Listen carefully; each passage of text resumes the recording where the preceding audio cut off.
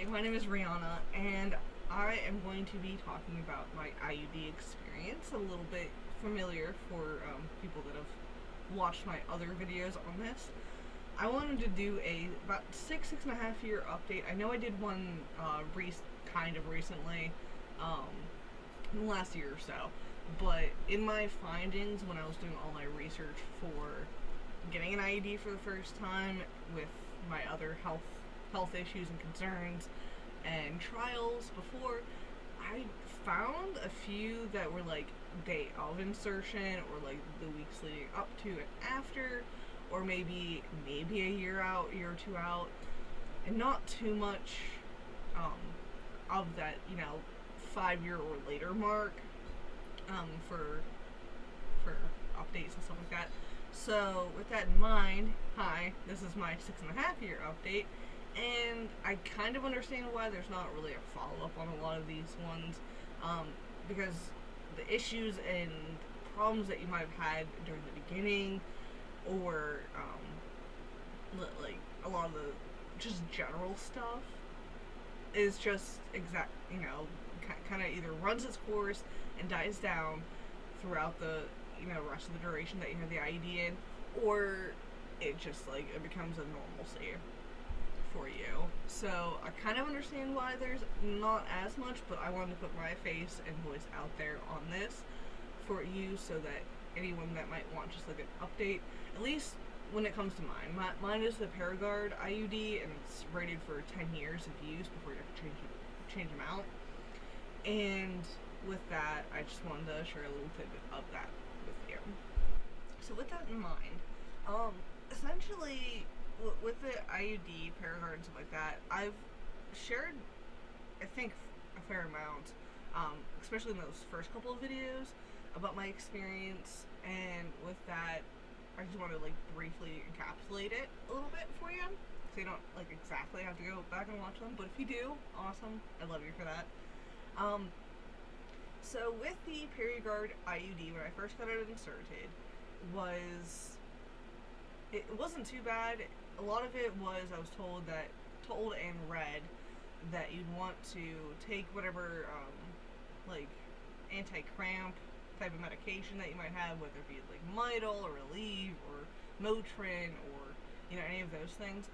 Take that for what you would normally experience with your period, and stay hydrated, maybe a light snack or a light lunch before you go, so you have a little bit of something in your stomach in case it gets queasy.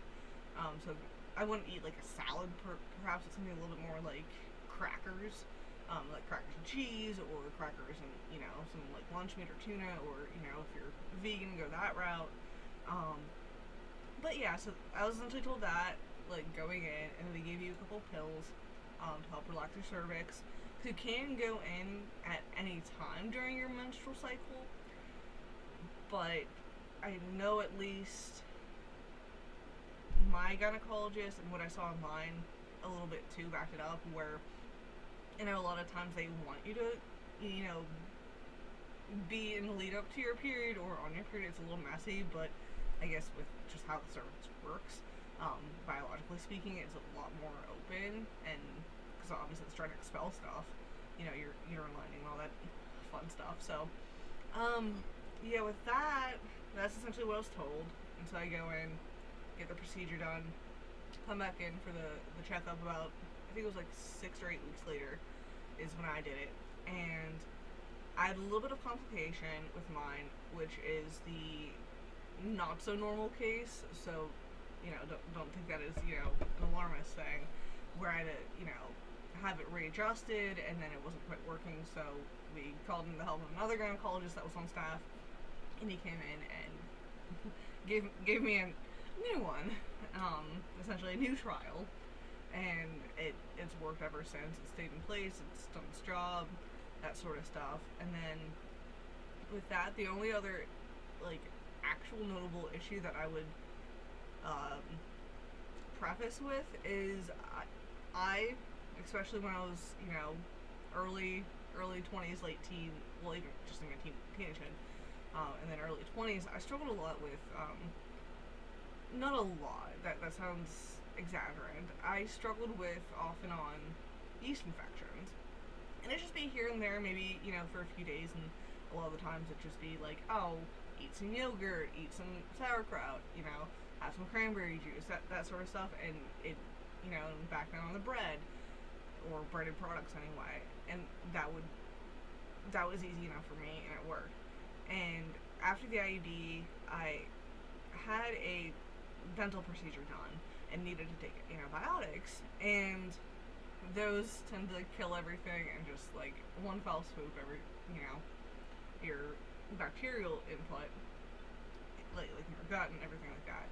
And so that really messed me up, and I was just having constant, like, with very little reprieve of yeast infections, month, you know, back to back.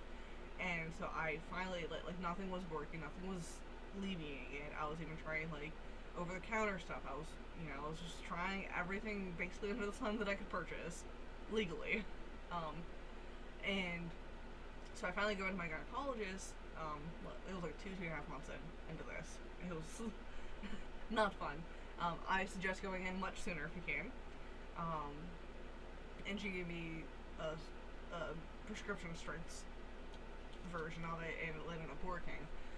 So that'd be the only other cautionary tale that I would share, is if you need antibiotics, is to make sure that, you know, you're eating good enough to your body, whatever that looks like, to help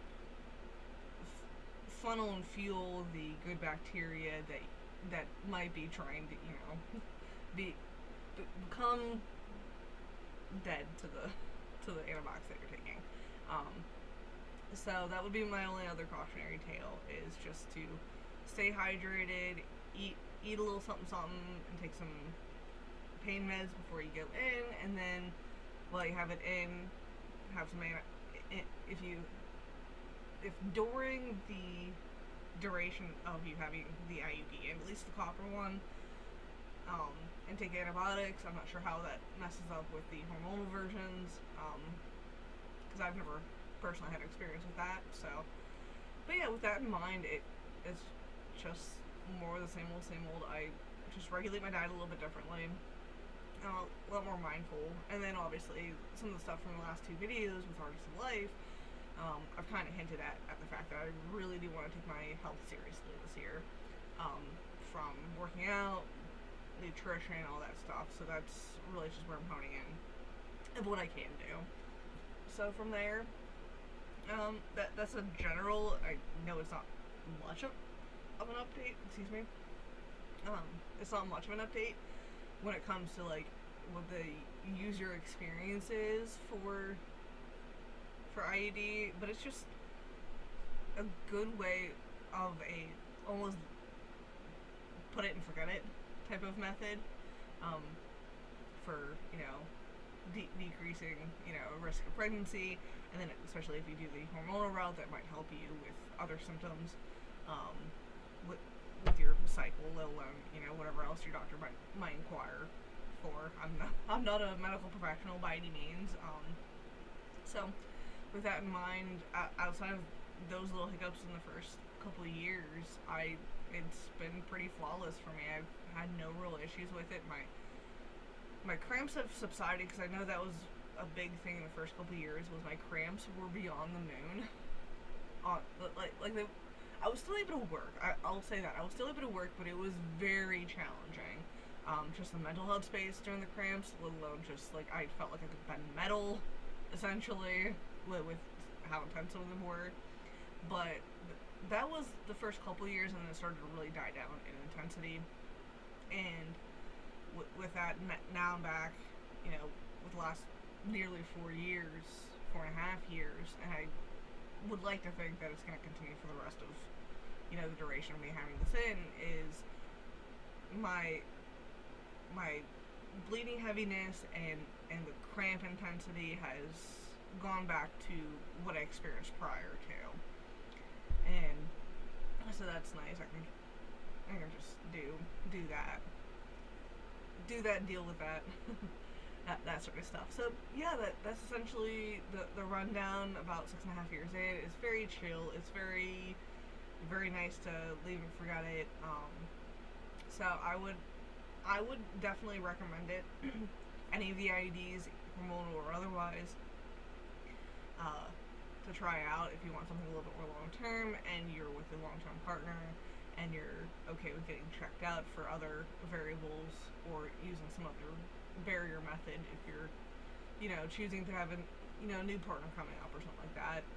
If you want just something more for your own needs to prevent pregnancy, and obviously, like I said, with your doctor, if something hormonal might help you with your cycle. So I would still recommend it with my little bit of hiccups personally. And I'm just one person, and I'm very anecdotal, for evidence. But I did want to put that out there for anyone else that is curious about the long term, what it looks like, especially with the Paraguard, and just as like a little big sister moment, just for stuff that might work if you're choosing this route, and things to watch out for.